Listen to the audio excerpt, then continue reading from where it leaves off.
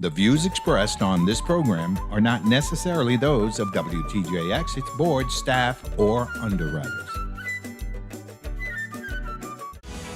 On this episode of Comes with the Territory, we'll unpack Congresswoman Stacey Pla's proposed legislation to curb further expansion of the Virgin Islands National Park.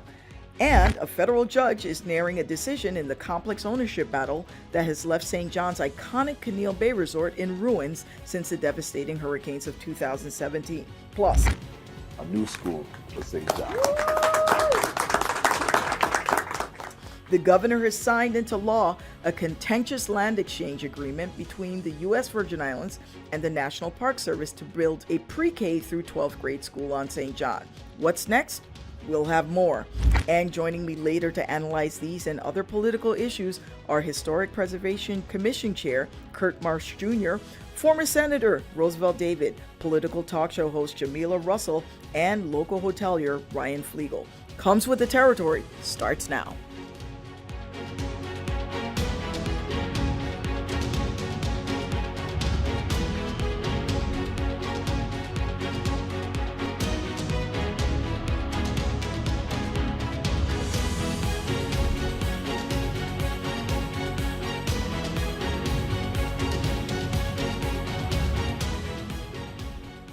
Happy Sunday to you. Thank you for joining me on Comes with the Territory. I'm Leslie Kamisian, your host. Today, we are honored to have our guest joining us on the panel. I don't know how she found time out of her busy schedule, but none other than our Congresswoman Delegate Stacey Pla is here with us today to talk about new legislation, national events that are taking place, and recent news. Thank you for joining us. Thanks for having me. I really appreciate being here. It's an honor for us. Now, we want to get down to business. You have some new legislation that is really interesting considering local news, what's been taking place with the land swap on St. John. HR 3025 is a bill that you have proposed to stop the expansion of the national park on the island of St. John.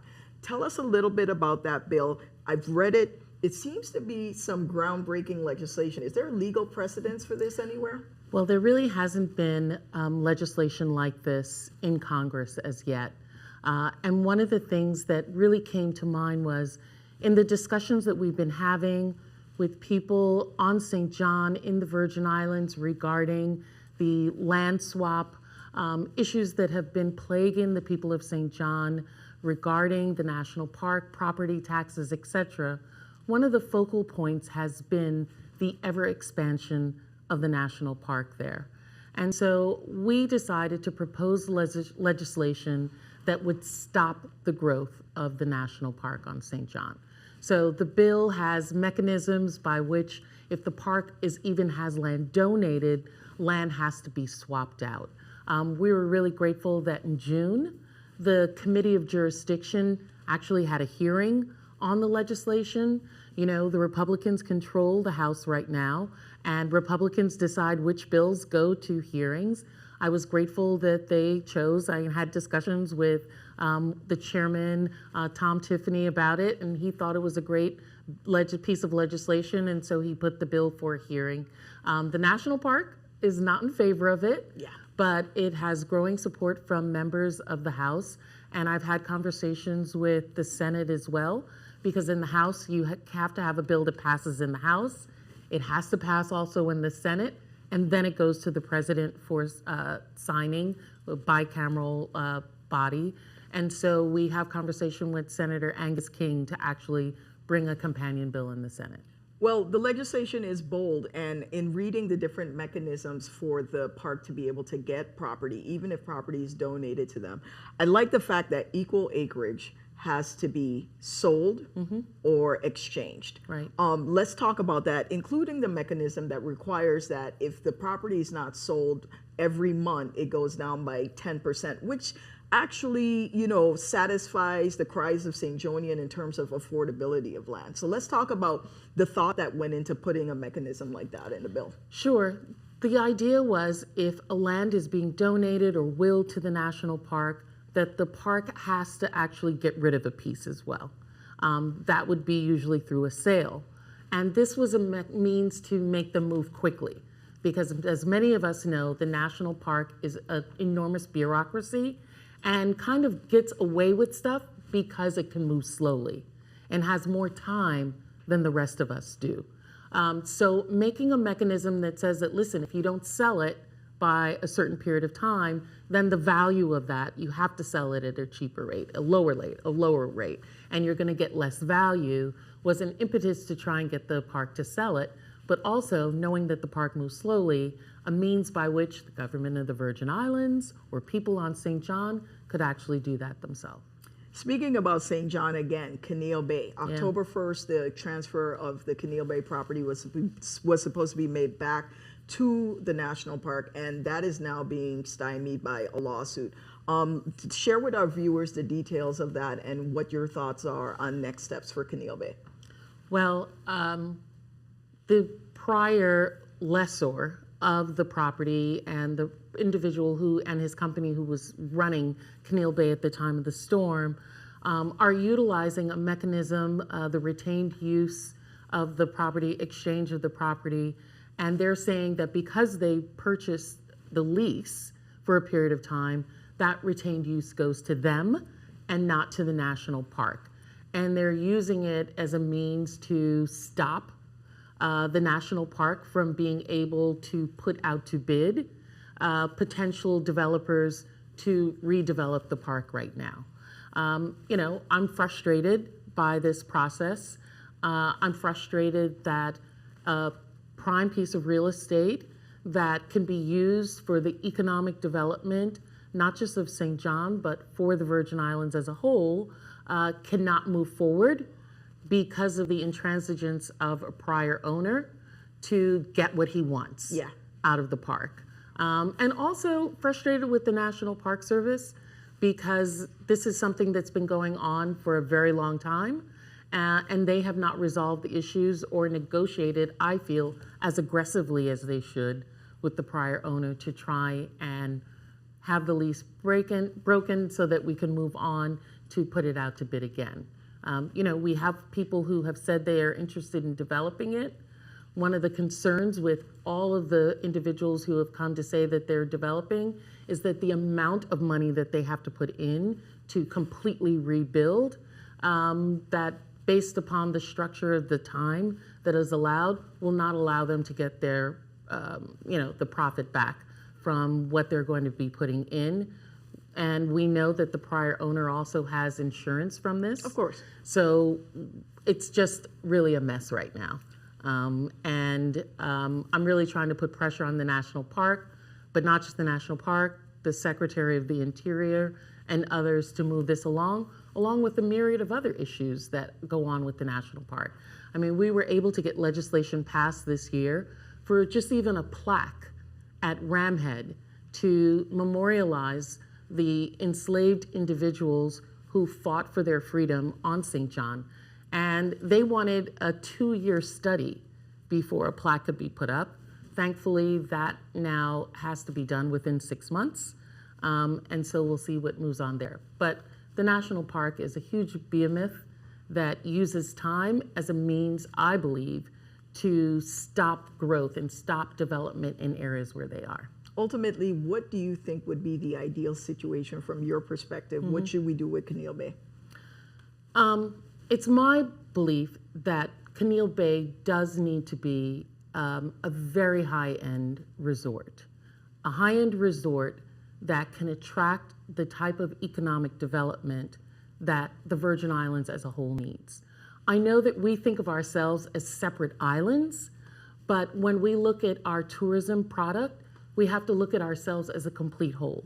What's offered on St. Croix needs to be different than what's offered in St. Thomas, what's offered on St. John. St. John, of course, has absolutely pristine, beautiful beaches, and of course we need to have a partner that's going to really respect that.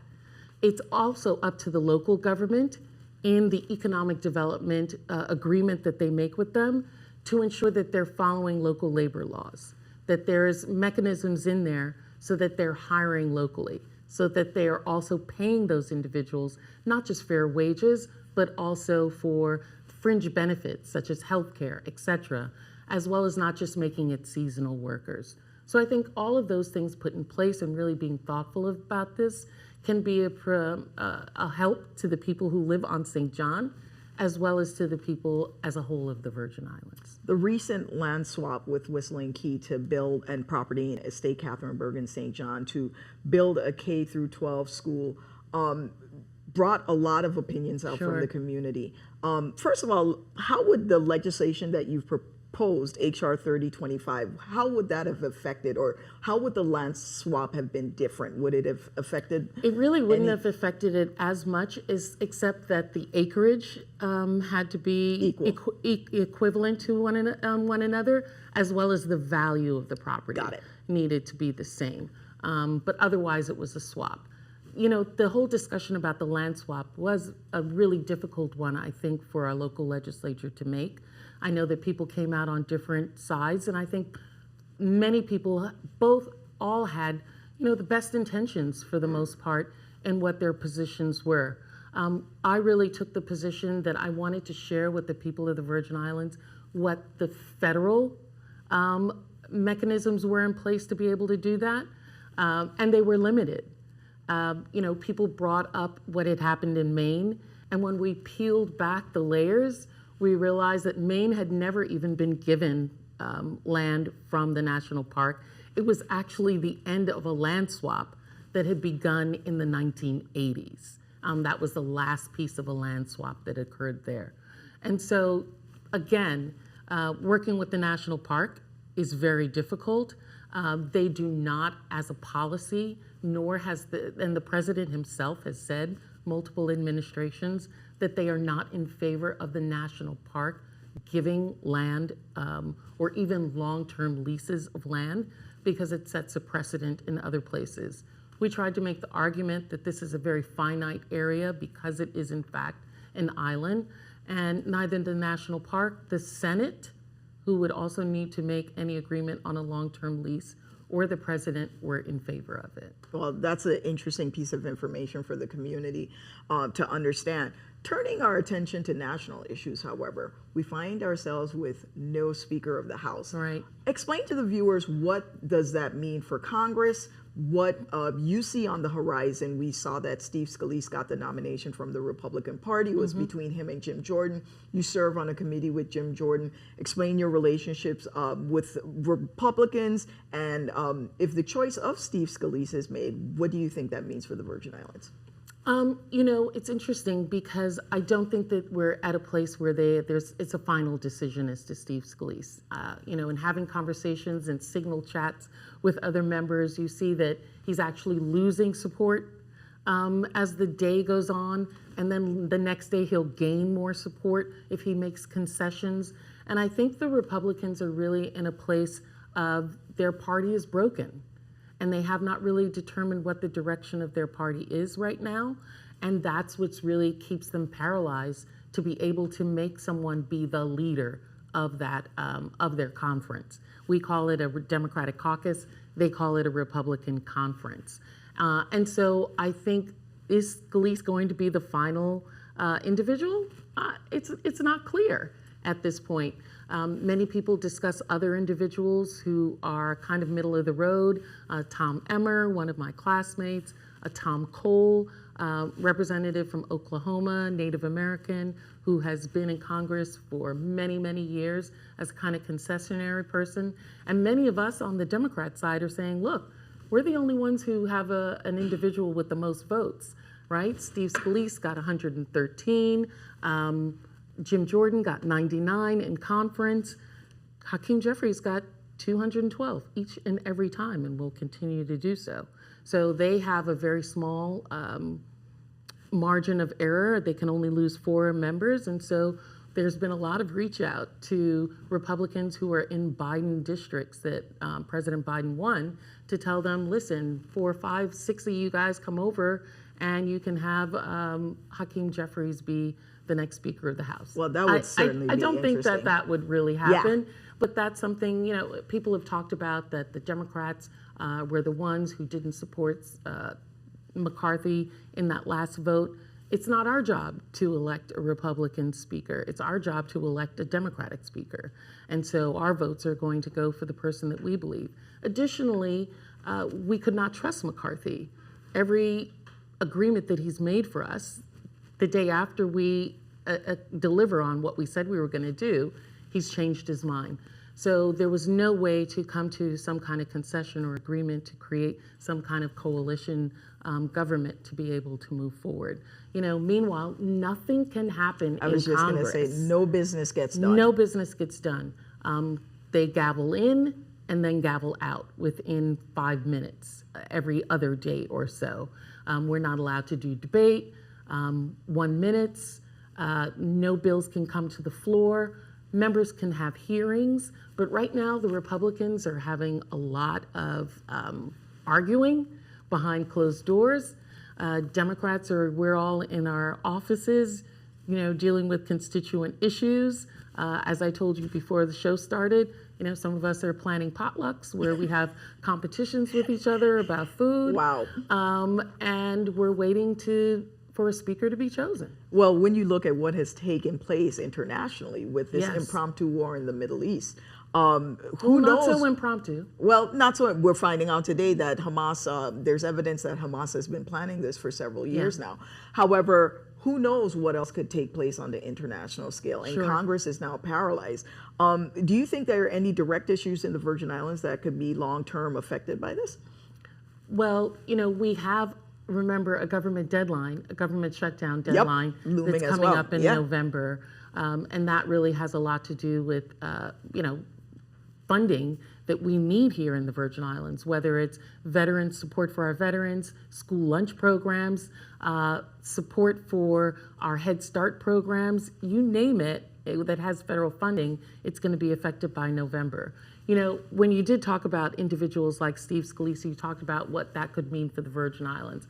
One of the things that I think would be helpful for us with a Steve Scalise, he and I talk regularly about issues of disaster. Him being from Louisiana, he understands those issues and is very supportive of individuals and jurisdictions that are dealing with climate change and dealing with natural disasters, Louisiana having so many hurricanes. And also, he and I have also talked quite a bit about issues related to, oil and gas. He has oil rigs off the coast of his districts. I've been there as a guest of him.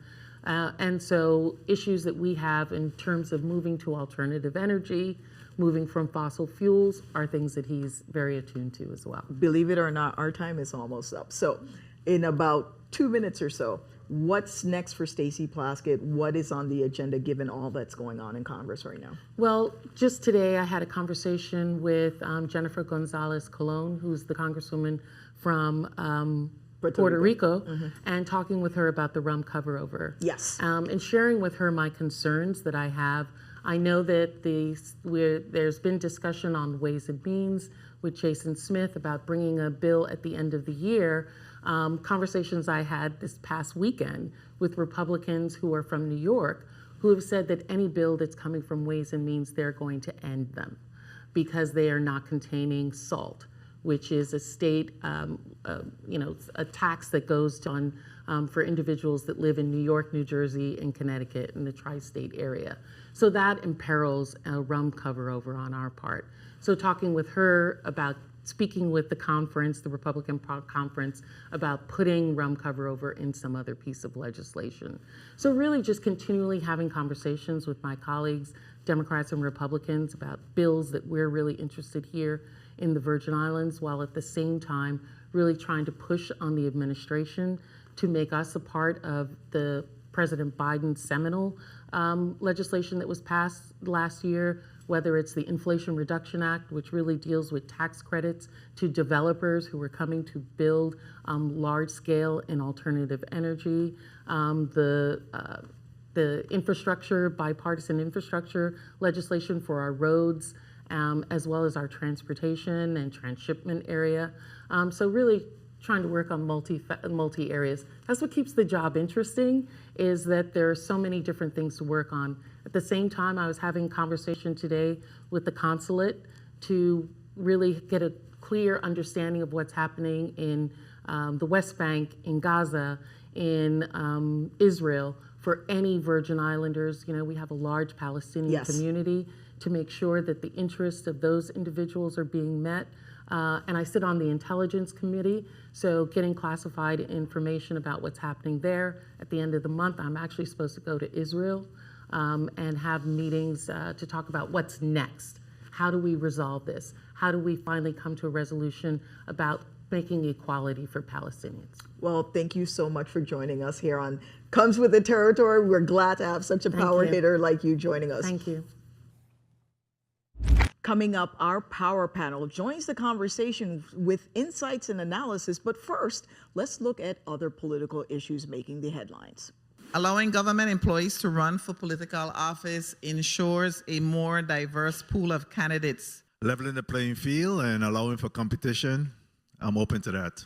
However, I do have some reservations. Reservations shared by Senate President Novelle Francis and other lawmakers held back a bill that would have allowed government employees to run for political office while actively being employed. The measure was proposed by Senators Donna Fred Gregory and Maurice James to allow a greater pool of candidates in the territory's electoral process. Candidates who would not have had to worry about using most or all of their leave or being placed on leave without pay.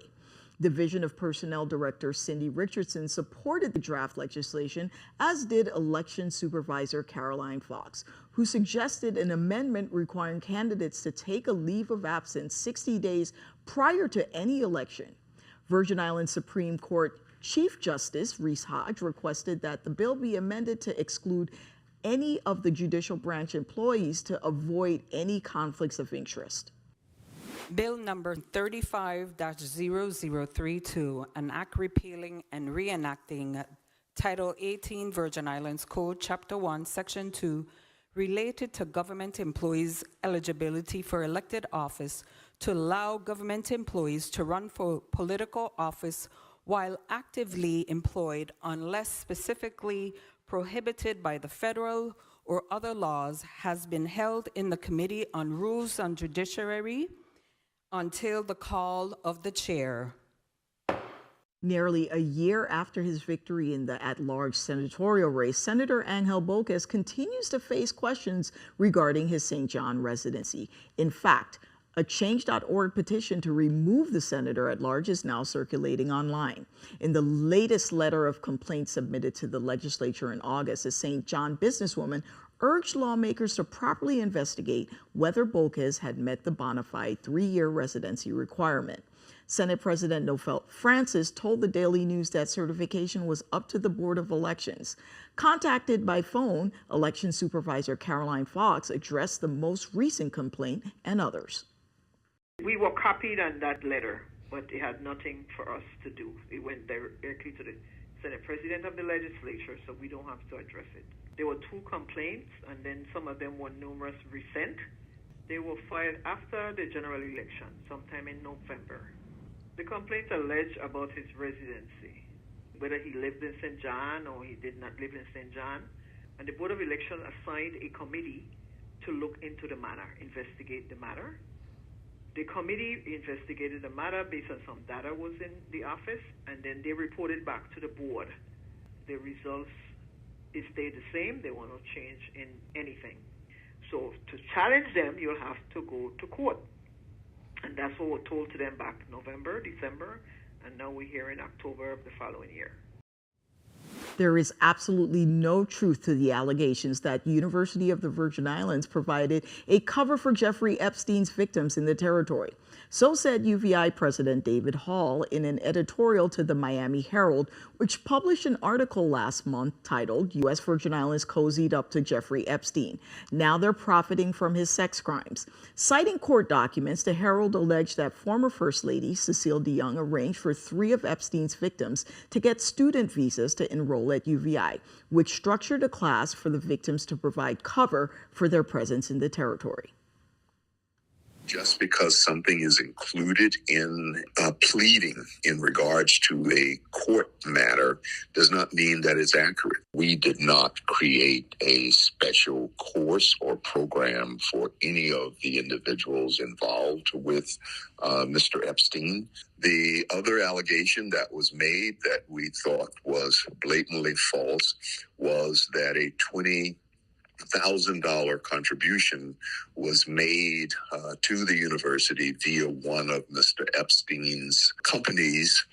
It is so unfortunate that a entity in the Virgin Islands that specifically chose not to engage with him is now being labeled as having done so. Joining the set to dissect these stories and other pressing issues of the day is our power panel. Former Senator Roosevelt David, who served 5 terms undefeated in the Virgin Islands legislature, and Kurt Marsh Jr., chairman of the Territorial Preservation Commission, and a prominent voice in the St. John community.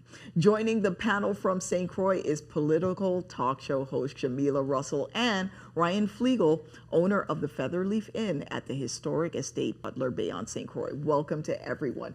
Kurt, earlier in the conversation with Delegate Plaskett, there were some issues that were germane to St. John, and I'm glad that we have a St. Johnian to help us discuss this. First of all, what's your take on the delegates' new proposal to stop the expansion of the national park on St. John? It's interesting. I'm curious to know how many people are familiar with the fact that in about 1978 or so, ex-Senator Cleon Creaky had proposed a similar resolution to curtail the expansion of the park that was then taken to Congress by the then delegate Ron DeLugo. So I'm curious about how her bill differs to the attempts that those two entities had made prior to, and then what she envisions as that resolution moving forward in terms, because it's beyond the park expanding its boundaries. There are also all of the substantive and subsequential effects of the park on the people of St. John thereafter. So it's more than a conversation about how much space the park occupies, but rather it's a conversation about the effects of that occupation on the people who inhabit that space.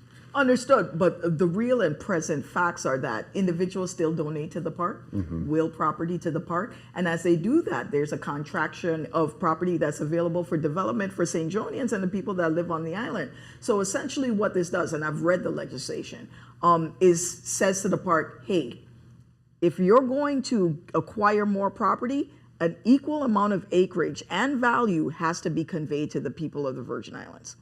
But you know, Leslie, even beyond that, the government of the Virgin Islands should really take precedent that has been set prior.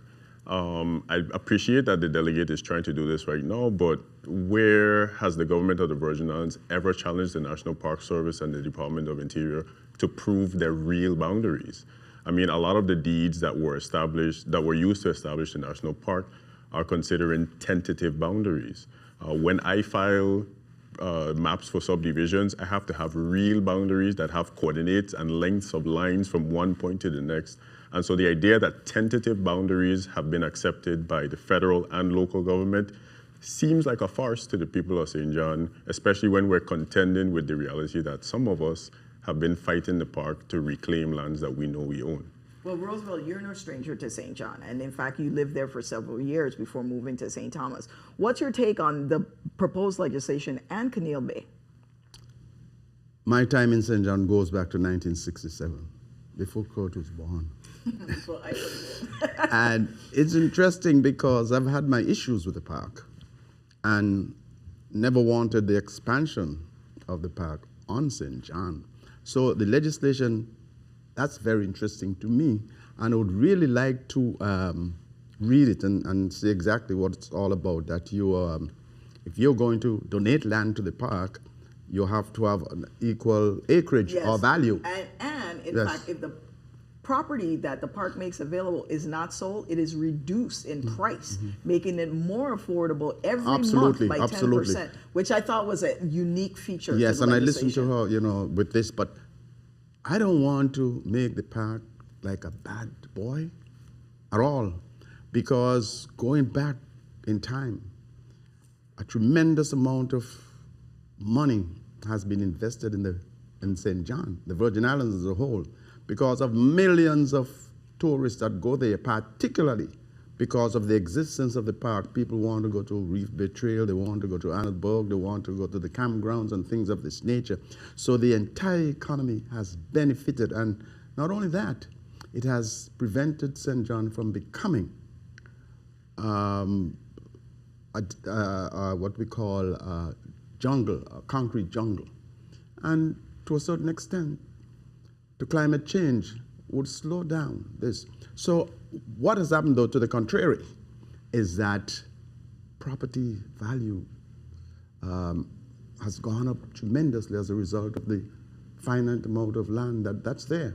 But with property values going up, the availability and financial capacity of St. Johnians and those living on the island to be able to purchase those properties, some would argue, is being inhibited. Hence, that proposal in the legislation, that mechanism to reduce the price if the property is not purchased. Now, Kurt, I'd like to move back to you real quickly. This Whistling Key land swap that just took place. What was your take on it? What would you say I know you can't speak for everybody on St. John, but especially in your capacity as a Historic Preservation Committee chair, what was your take on it? And then what sentiments you heard or were the most prevalent on the island of St. John regarding the swap? So the most prevalent voices really reflected the sentiment that the people of St. John were not willing at large to concede any more land to the park. And to understand the relationship of the people of St. John to the park is to understand the history of the establishment of the park on St. John. And I mentioned earlier that families are currently in litigation with the National Park Service to reclaim lands that they rightfully know are theirs. The Marsh family, for example, has reclaimed lands. We were able to produce Danish deeds and records of our ownership. And there are several other families right now who are doing the same. And so the overwhelming sentiment is that we should not concede any more land to the park. And the expectation thereafter was that the government of the Virgin Islands would take up arms to defend the people of St. John in that instance. There is already a set restriction to how much land, terrestrial land and submerged lands that the national park is able to control and maintain. And so the expectation was that the government of the Virgin Islands would challenge them to produce documentation to prove that they are not over that capacity. And if they were, then they would have some sort of mechanism to try to reclaim and repatriate some of that land to the people of St. John or to the government of the Virgin Islands. We're going to move from the island of St. John over to the island of St. Croix, where we have two guests joining us remotely. And Kurt, we're going to come back to you on this particular issue, but the governor's proposal to take care of derelict buildings. We understand that just recently the governor had an interview with the Virgin Islands Consortium's Ernest Gilbert, where he said that his proposal is now legislation. He will be submitting it to the Virgin Islands legislature. And indeed, he is confident that he's going to get the legislative support necessary for it to pass. Are you going to pursue the derelict building situation? Absolutely. The legislation is finished. The first draft is finished. We're going to have that out in circulation for people. You think you're going to get that passed? Yeah. You know, the one thing, I don't want to know if people know me, right? It's 3 times I went for the GRS, people protested against St. John. We got that. They ramsackled about $150 million in the legislature for the line of credit. I got that. It's like, I win all the time. Mr. Flegel, you've been quite vocal in your opposition to this proposal. And one of the things that you wrote in the Virgin Islands Source is that this plan is essentially a debt collector's dream. Tell us why you believe that's the case. Good day. I don't know what the new plan is, and I'm disappointed that the governor hasn't shared that with the people yet.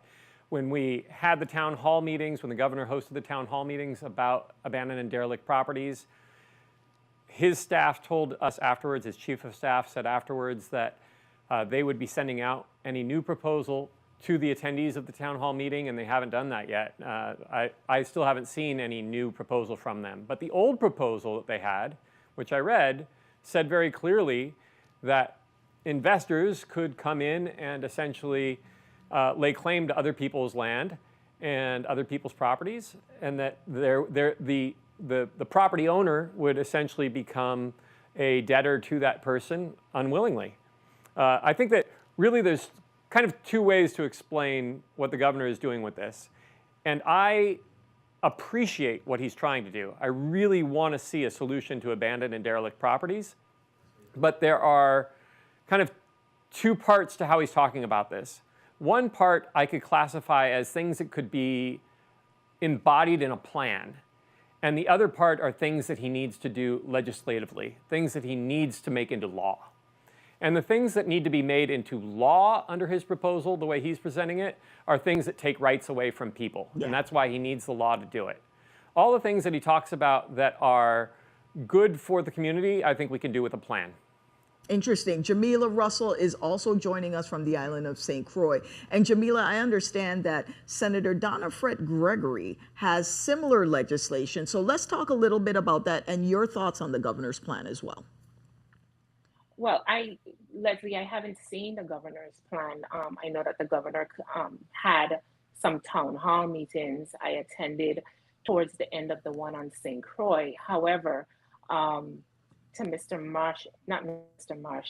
Flegel's point, there are instances where you have to protect the interests of local property owners. And yes, Senator Fred Gregory has been working on legislation over the last 2 years, maybe 3, that would address abandoned properties.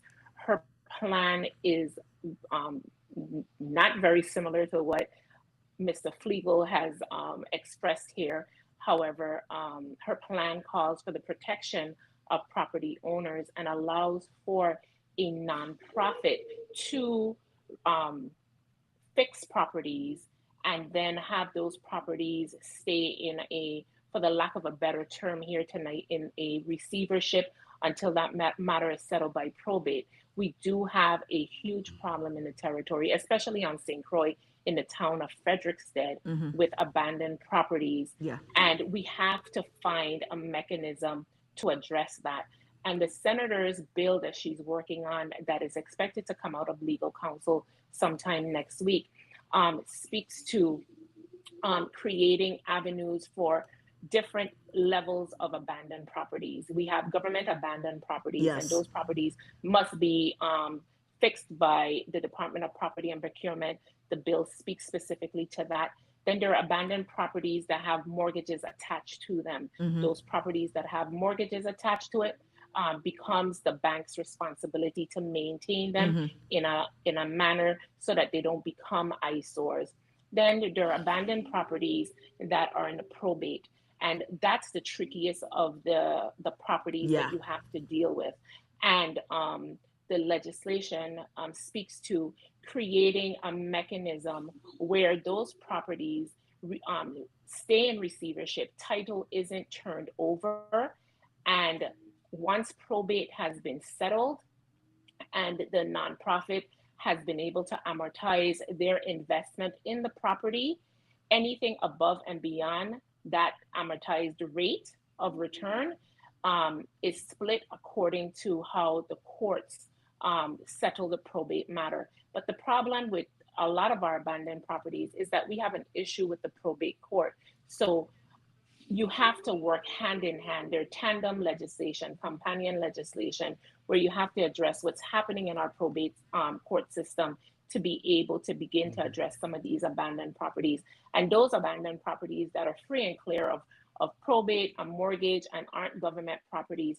And then there's a mechanism where, to Mr. Flegel's point, where we have to find a mechanism to offer maybe not the titled landowner, but somebody who's related to them, the first option to repair that property. But we must come up with a plan to be able to address these properties, especially in the historic town of Frederickstead, Christiansted, Charlotte Amalie, and Cruz Bay. Not particularly St. Cruz and well, Cruz Bay is they don't have a much. I walked. But there's some there. There's definitely some there. There's not as much as you have, but and Kirk will come back to you as in your capacity as the historic preservation chair. But Roosevelt, from a political perspective, there was a great deal of distrust at these town halls, and they garnered a lot of media attention due to some of the opinions that were voiced. What do you think about the proposal? Had you had a chance to attend any of the town hall meetings? And what do you think about what Jamila has said about the fact that Senator Fred Gregory may also have some legislation that is similar? Well, first of all, any proposal that goes down to the legislature, a senator has to move it. And if Senator Gregory does have legislation going through, somewhere along the line, they probably could come together, merge it, and combine it. However, to comment about the governor's proposal at this point in time would be conjecture.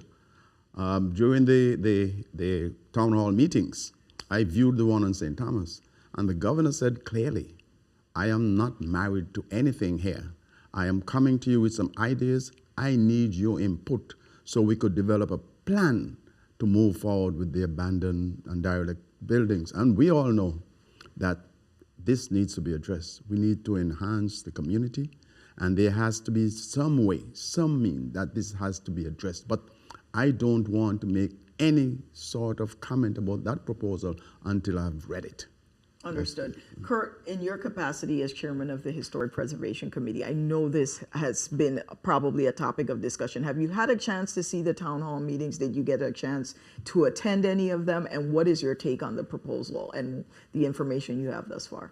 I actually was able to attend sort of a closed group meeting with the governor and other interested parties to discuss the proposal prior to the town hall meetings. And you know, the interesting thing is that, to Jamila's last point, most persons were very keen on the fact that we need to address probate in the territory. And so the idea that, I mean, your perception is your reality, right? And so if you come to a group of people who have been languishing in probate for 20 years, 15 years, 10 years, who know that they want to develop their properties, but the court system will not allow that, and then you come to them and say, we're going to allow for an outside entity to develop your property, and then you may have the opportunity to reclaim that property over time. It creates a context where persons have lots of apprehension. And so I think if we get to like the meat in the soup, so to speak, of what the problem is, we have to address probate.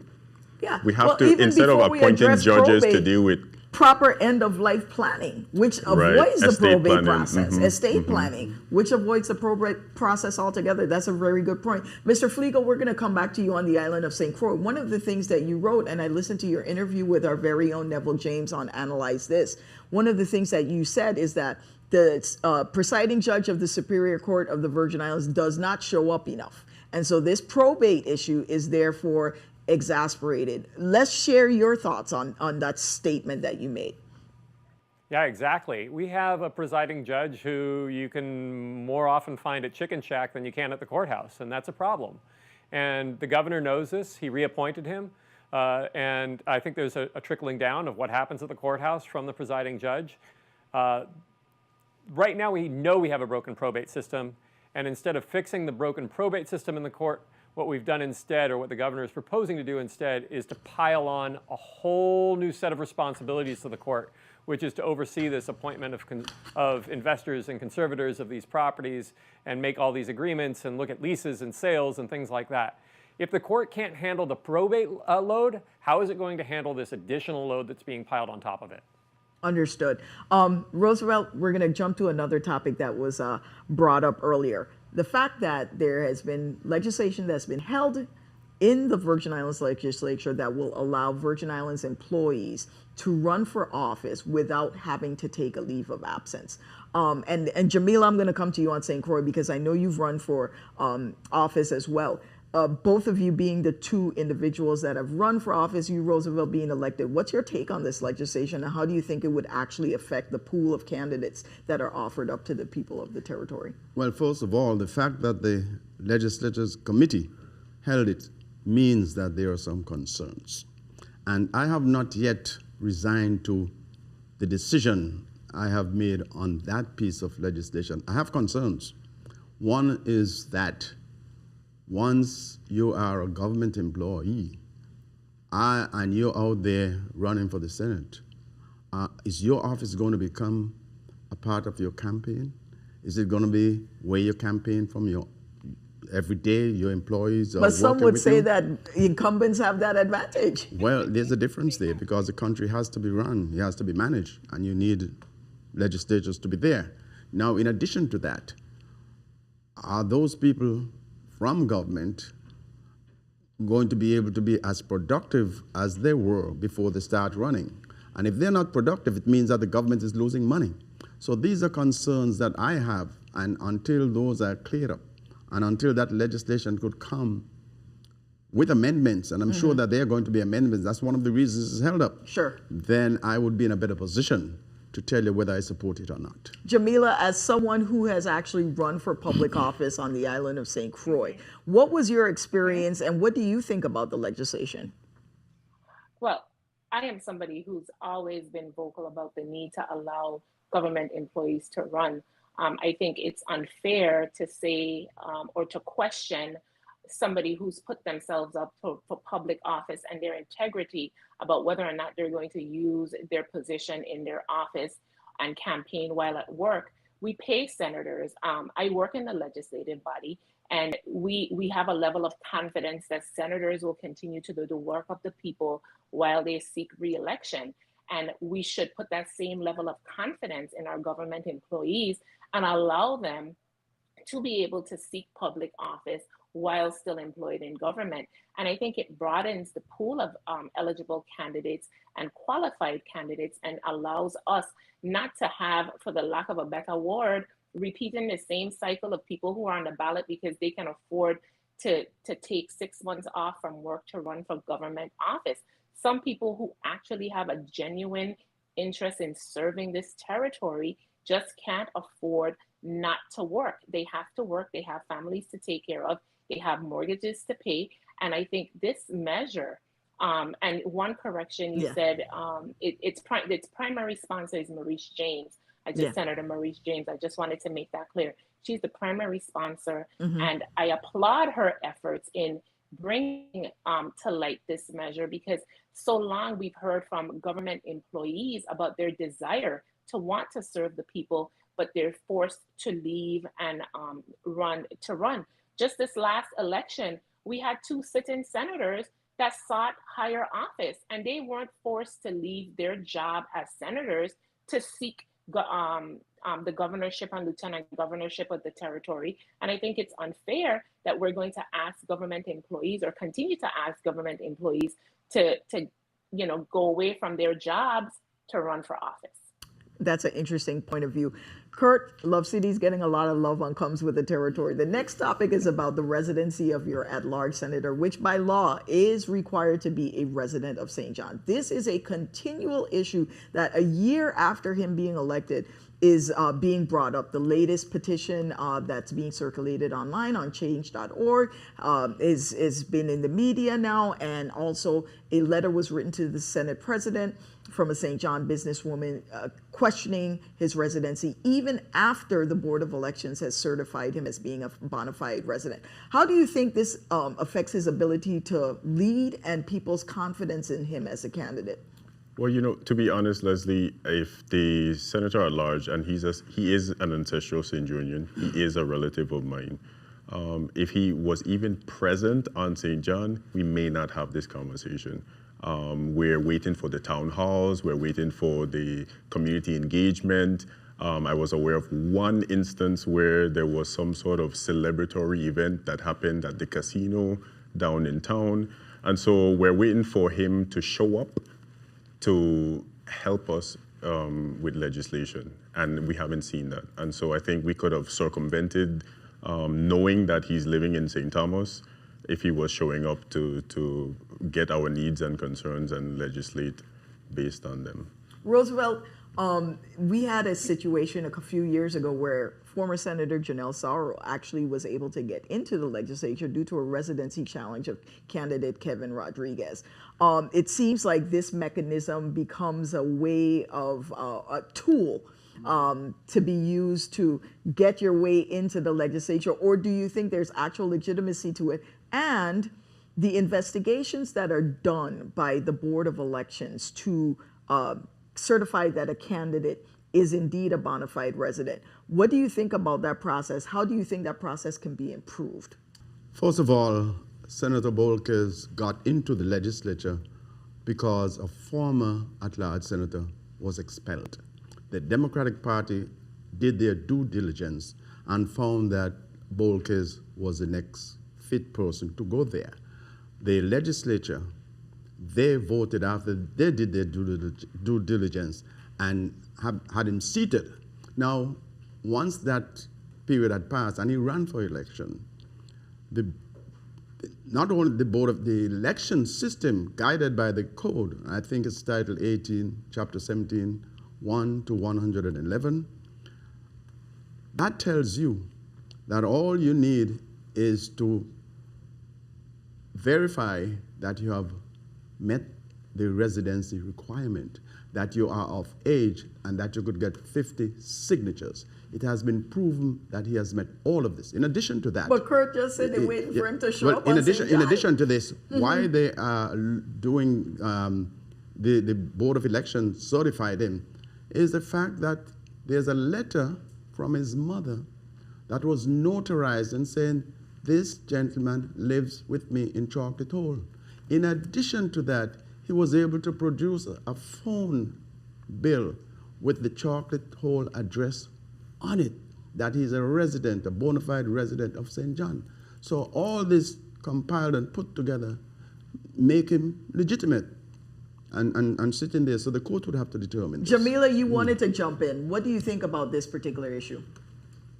The people of St. John, it isn't so much about his residency per se and where he lay his head at night.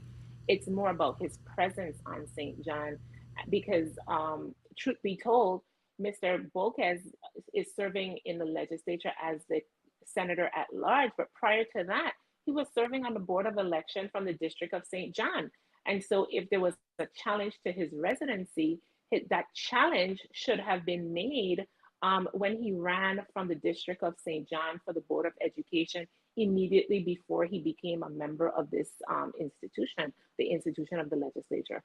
That's an interesting point. And like I said, it seems like this mechanism has become a tool simply to challenge individuals when we don't win. But let's change topics real quickly. The University of the Virgin Islands President David Hall came out emphatically in denial of allegations made in a Miami Herald story that the university created special courses for some of Jeffrey Epstein's victims. And not everything that is printed in the media or even said in the media is true. And I think there's a lesson here for us as Virgin Islanders in how we evaluate stories that come out, especially ones that are filled with that kind of sensationalism. I'll start with you, Ryan, on St. Croix. I don't know if you had a chance to read the Miami Herald story, but what's your take on the UVI's president's denial and emphatic denial that simply just didn't happen? I think that the media oftentimes has this impression that if somebody is quoted as saying something, it's worth running with. And we forget the fact, the media forgets the fact that they should still investigate and see if there's any truth behind it. So in this particular case, I think what the Miami Herald did was they were quoting an allegation in court. They were quoting something that was filed in court or something like that. And so they thought, great, it's quoted, it's free game, fair game, I can go ahead and run this in my story. And it seems pretty thin to me. Dr. Hall, president of UVI, has a lot of integrity, and integrity alone is not enough to say, hey, the allegation isn't true. But the article in the Miami Herald didn't say anything about what was this course? It just said like this ambiguous course thing, but there's no explanation of what the course was or any details to substantiate it. So all they did was ran with a quote from somebody else. Dr. Hall then took the proactive step of saying, this isn't true. Unless somebody else comes forward with more details, I think that's where it stands. Jamila, your take on Dr. Hall's refutal of the facts that were presented in the Miami, well, not the facts, but the allegations rather that were presented in the Miami Herald story. Well, I'm glad that Dr. Hall publicly disputed and denied what was printed. Again, all journalists aren't created equal. And so there is a story, it creates headlines. We're in the media business. We understand that. We understand clickbait. And they took a pleading, a line in a pleading in a court case, and turned it so that it appeared that the University of the Virgin Islands was somehow involved. And I think it was necessary for the university to do what it did and stand up and defend our only institution of higher learning in the territory and let the world know that we did not, as a community, willfully engage and participate and create a course to allow the actions of Mr. Epstein to continue as they did. Thanks for that. I'm going to say this in regards to the story. There has been so much media, and because this is an international story with international ties, but really and truly we have victims of abuse here in our territory that have not been addressed with the same energy and vigor. And we can point to the recent indictment and conviction of Coach Bruce Smith and the dozens of victims over several years that have taken place that our government has yet to tell us what their internal investigations revealed about allegations of administrators at the school being told about this and doing nothing. Our government has not spoken about restitution to those victims. And those victims live here, see us, we walk amongst them, some of them suffering in silence, many of who had their innocence taken from them, never to be returned. So we need to, as a government, look ourselves, and as a people, look ourselves in the mirror, look at ourselves in the mirror and say, this Epstein talk is all great, but we have our own children here that have been abused, that we refuse to address equally. We got to wrap things up. I would like to thank my panel, Ryan Flegel on St. Croix, Jamila Russell, former Senator Roosevelt David, and Kurt Marsh for joining us on Comes with the Territory. Thank you to the viewers for tuning in. Join us here every Sunday, 1 p.m. on the Virgin Islands' own WTJX. We'll see you next Sunday.